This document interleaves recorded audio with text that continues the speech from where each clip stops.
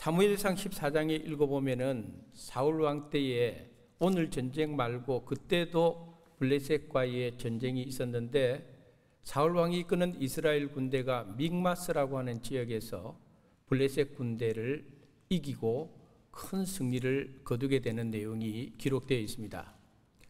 블레셋의 입장에서는 그때 전쟁 진 것이 너무도 분하고 호시탐탐 복수의 기회를 노리고 있다가 이와 같이 다시 전쟁을 일으키게 된 것입니다. 오늘 본문에 있는 사무엘상 17장 바로 앞에 16장에 보면은 어떤 내용이 있는가 하면은 사울 왕에게 악한 영이 들어와서 사울 왕을 괴롭히는 그런 장면이 나옵니다. 한 나라의 왕이 악한 귀신에 사로잡혔다는 것은 그 나라의 통치력에 상당한 어려움을 주게 되어 있습니다. 다행히 다윗이 하나님을 찬양하는 신령한 노래로 사울 왕에게 들어왔던 악한 영을 쫓아내는데, 블레셋의 입장에서는 바로 그때가 이스라엘을 칠 수 있는 굉장히 좋은 기회라고 생각을 했고 이와 같이 전쟁을 일으키게 된 것입니다. 사무엘상 17장 13절에 보면은 다윗의 이 형들 가운데서 장남부터 둘째, 셋째 이 세 사람이 바로 이 전쟁에 참전하게 되었다라고 기록을 해주고 있고, 오늘 본문 19절에 보니까 이스라엘과 블레셋 군대가 엘라 골짜기라는 곳에서 서로 싸우고 있었다라고 기록이 되어 있습니다. 엘라라고 하는 것은 상수리 나무란 뜻입니다. 그러니까 엘라 골짜기는 상수리 나무가 많은 그런 골짜기였는데, 바로 그곳에서 두 나라 군대가 치열하게 싸움을 하고 있었다는 것입니다. 이 전쟁터에 다윗의 아버지 이새의 마음은 얼마나 가슴을 졸이고 있었겠습니까? 사랑하는 아들 3명을 이 전쟁터에 내보냈기 때문입니다. 그래서 다윗의 아버지 이새가 다윗을 불러서 볶음 곡식 한 에바, 떡 10덩어리, 치즈 10덩어리를 준비를 해서 이 전쟁터에 있는 형들의 안부를 살피고 증표를 가지고 와달라고 이새가 막내 아들 다윗에게 명령을 하였습니다. 그래서 오늘 본문에 보니까 아버지의 명령을 받아가지고 이스라엘과 블레셋 사이에 전쟁이 벌어지고 있는 그 전쟁터에 다윗이 도착하게 된 것입니다. 근데 다윗이 그 전쟁터에 도착을 하고 보니까 블레셋에는 골리앗이라고 하는 거대한 거인 장수가 나서서 이스라엘 군대에게 싸움을 걸고 이스라엘의 하나님을 모욕하고 이스라엘 군대를 희롱하는 일이 생겼는데, 다윗이 보니까 이스라엘 군대에서는 어느 누구도 이 골리앗의 위세 앞에 당당하게 맞서지 못하고 전부 다 떨고 또 도망치고 있는 상황을 다윗이 목도하게 된 것입니다. 그래서 26절에 보니까 다윗이 이렇게 분노에 차서 이야기를 합니다. 이 할례받지 않는 블레셋 사람이 누구이기에 살아계시는 하나님의 군대를 모욕하겠느냐라고 말입니다. 오늘 본문에 나타난 이 사건을 통해서 그러므로 이 시간 함께 은혜를 나누고자 하는 제목은 어찌 이유가 없으리까입니다. 먼저 우리는 오늘 본문을 통해서 심부름에도 이유가 있었다 하는 것을 우리에게 가르쳐 줍니다. 지금 다윗은 아버지 이새의 명을 받아서 전쟁터에 와 있는 형들을 찾아왔습니다.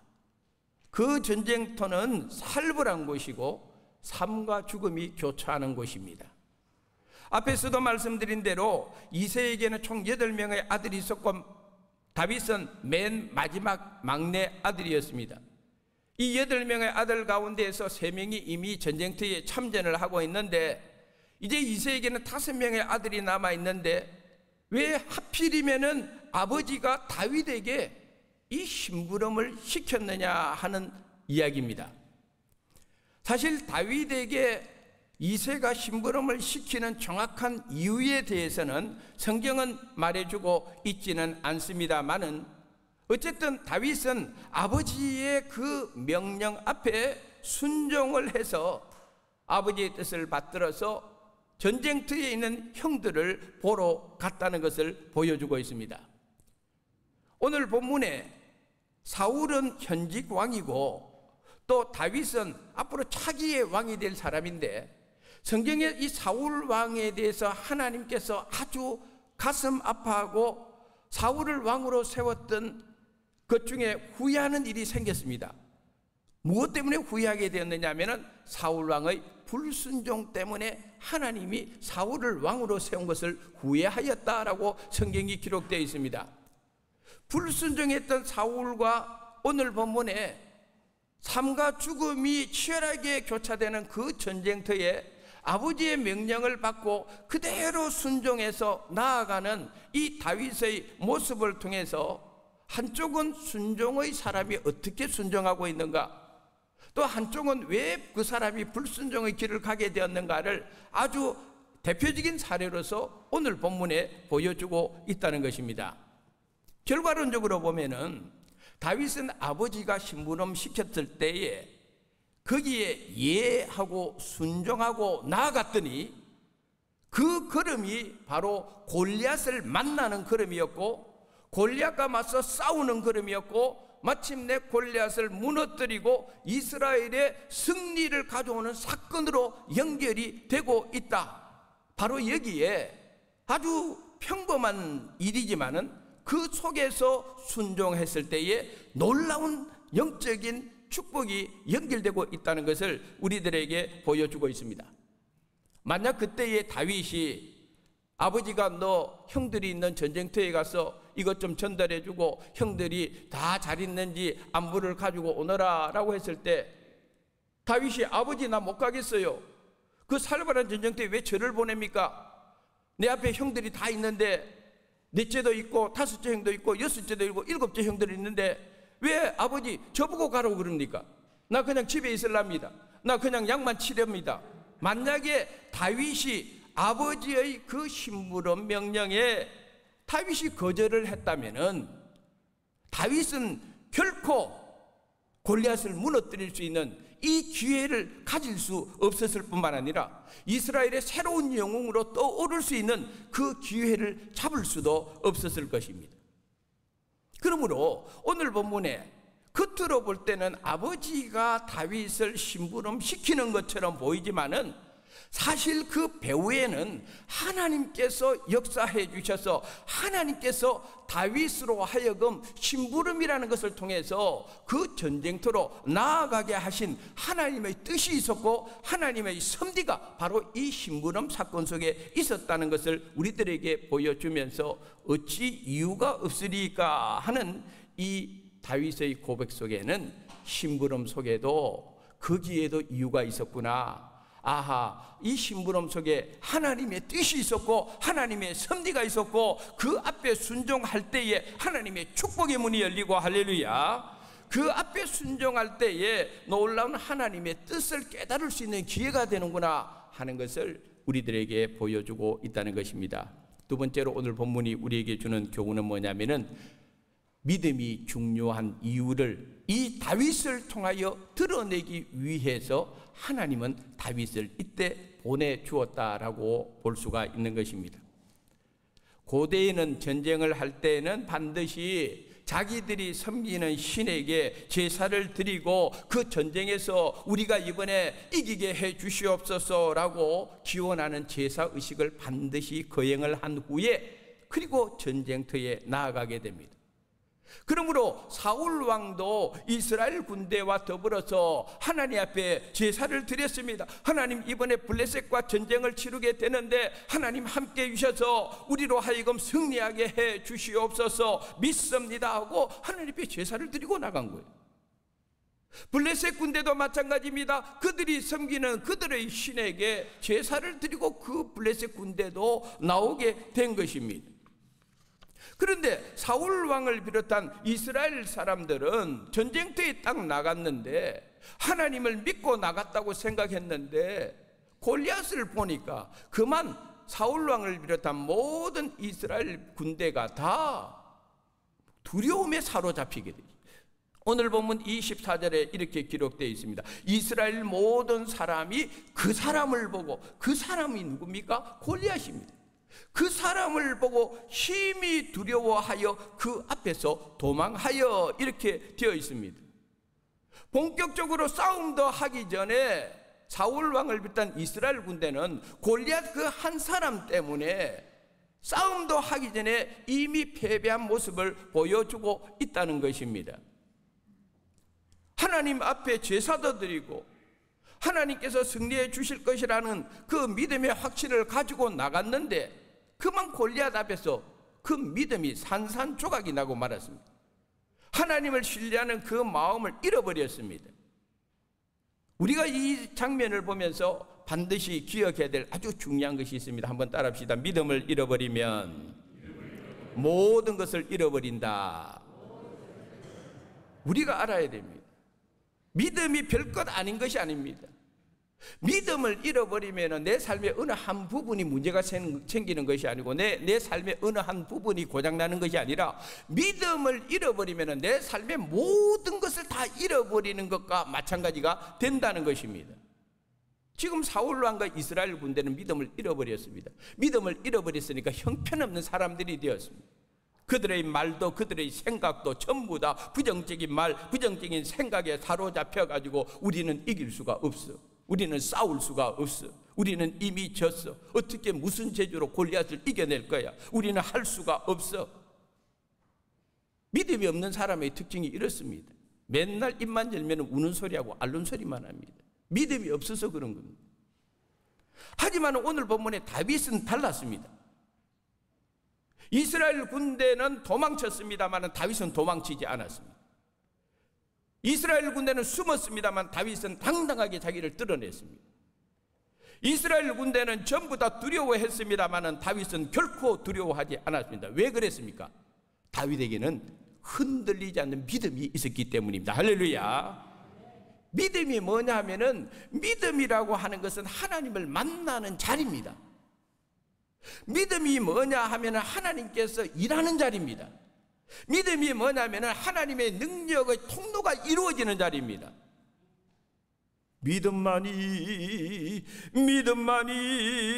능력이라 하시네. 할렐루야. 믿음이 중요한 거예요. 다윗은 이 믿음을 잃어버리지 않았던 거예요. 하나님은 예나 지금이나 믿음의 사람을 찾고 계시는 분입니다. 하나님은 예나 지금이나 믿음의 사람을 통해서 일하시기를 원하시는 분입니다. 하나님은 지금이나 옛날이나 항상 이 믿음을 가진 사람을 찾으시고 그 사람을 만나면 하나님이 기뻐하는 사람입니다. 기뻐하시는 분입니다. 그래서 히브리서 11장 6절에 보니까 믿음이 없이는 하나님을 기쁘시게 하지 못하나니 그랬습니다. 믿음만이 하나님이 기쁘시게 하는 것이고, 하나님은 이 믿음의 사람을 통하여 당신의 놀라운 일들을 이루어 나가시기를 원하시는 분이라는 것을 성경이 우리들에게 증거하고 있는 것입니다. 이런 예화가 있습니다. 어떤 왕이 전쟁터에만 나가면 백전백승하는 왕이 있었어요. 근데 그 왕은 항상 전쟁터에 나가기 전에 군대를 딱 모아놓고 동전을 하나 보여주면서 내가 동전을 던져가지고 앞면만 나오면은 무조건 이 전쟁은 이긴다라고 군인들에게 이야기를 한 겁니다. 그래서 전쟁터에 나가기 전에 동전을 탁 던져가지고 딱 봤는데 앞면이 탁 나왔어요. 그러니까 왕이 앞면이 나오면 이긴다니까 군인들이 믿어버린 거예요. 전쟁터에 나가서 이깁니다. 또 다른 전쟁이 왔습니다. 이번에도 왕이 앞면 나오면 이긴다고 던졌습니다. 또 앞면이 나왔습니다. 그래서 또 전쟁터에 나가서 이겼습니다. 그래서 백전백승하는 거예요. 근데 알고 보니까 왕이 가지고 있는 동전은 앞면만 있는 거예요. 앞면만 있는 거니까 10번을 던져도 100번을 던져도 앞면만 나오는데, 중요한 거는 왕의 말을 군인들이 믿었다는 거예요. 앞면만 나오면 이긴다는 거예요. 앞면만 나오면. 오늘 이 예화가 우리에게 주는 중요한 교훈이 바로 그겁니다. 믿음은 던지면 항상 앞면만 보게 하는 것이 믿음입니다. 할렐루야. 이게 믿음의 특징입니다. 그래서 믿음의 사람들은 절망적인 상황에 놓이더라도 희망을 보는 사람이에요. 사방으로 에워싸임을 당하고 답답한 일이 생기고 불리한 일이 생긴다 할지라도 믿음의 사람들은 결코 낙심하지 않아요.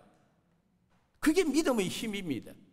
사도 바울은 그래서 뭐라고 증거했는가 하면은 고린도후서 4장 7절부터 9절에 이런 말씀을 했습니다. 우리가 이 보배를 질그릇에 가졌으니 이는 힘이 큰 능력은 하나님께 있고 우리에게 있지 아니함을 알게 하려 함이라. 우리가 사방으로 우겨쌈을 당하여도 쌓이지 아니하며 답답한 일을 당하여도 낙심하지 아니하며 박해를 받아도 버림받지 아니하며 거꾸로 때림을 당하여도 망하지 아니하고. 아멘. 바울이 이런 믿음을 가진 거예요. 이런 믿음으로 사역을 한 겁니다. 바울은 우리 인생의 모습을 질그릇이라고 했습니다.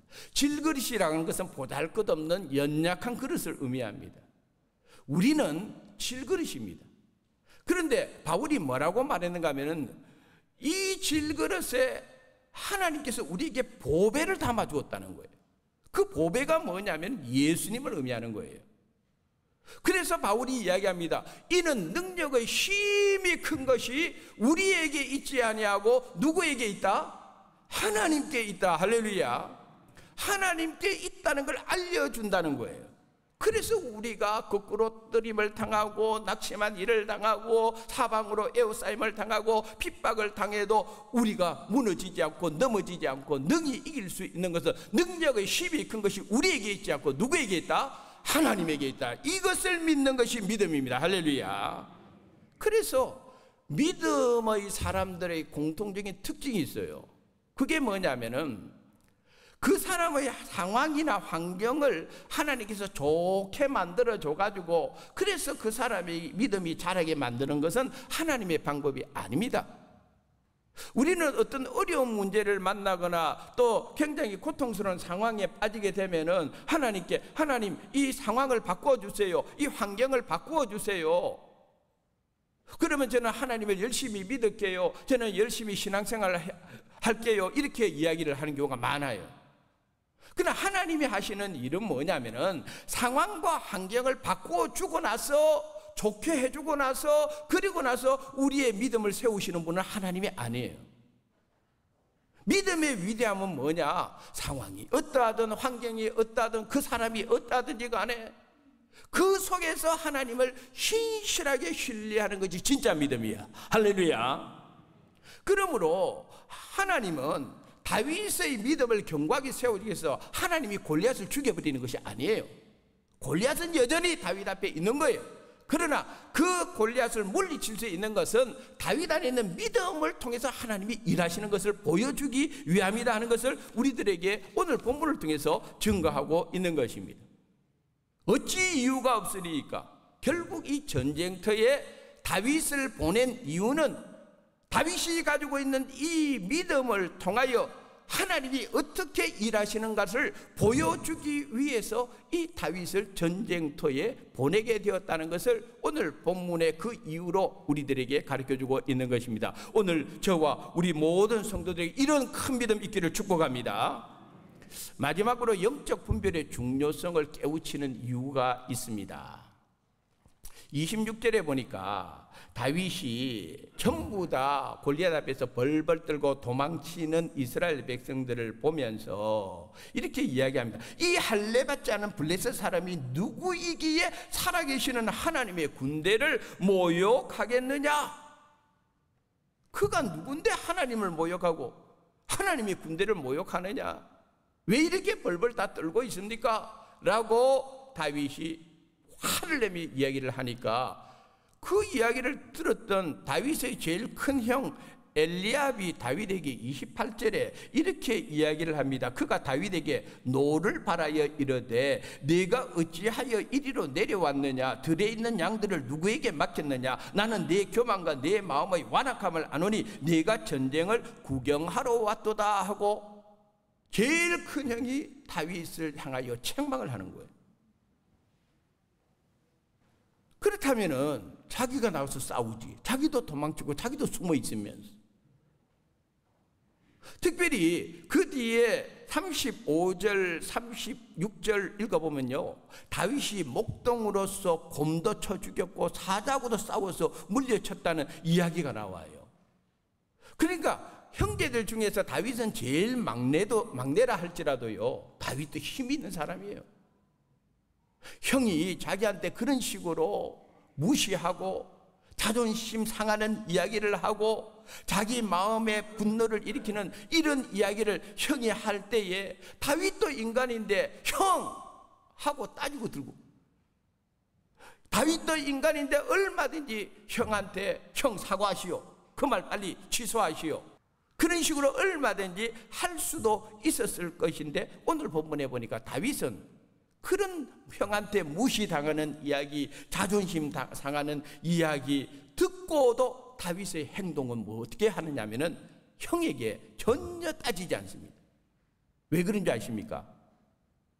다윗은 싸움의 대상이 형이 아니라는 걸 알았기 때문이에요. 지금 싸움의 대상은 형이 아니에요.